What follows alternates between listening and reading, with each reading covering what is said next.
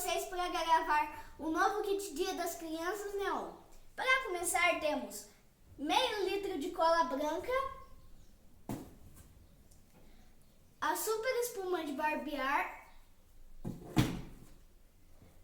cola transparente, meio litro, as colas transparente coloridas, roxo, amarelo, azul, verde e rosa. Temos a cola neon que ela brilha na luz negra.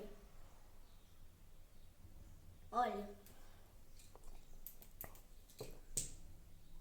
Temos desativador para caso de o slime ficar muito duro.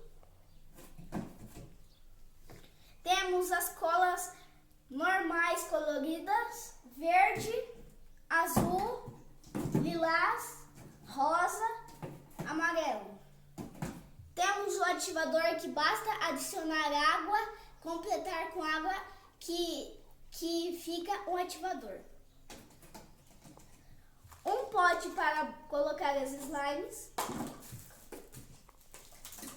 um pacote de pérolas de isopor, 3 corantes que variam a cor,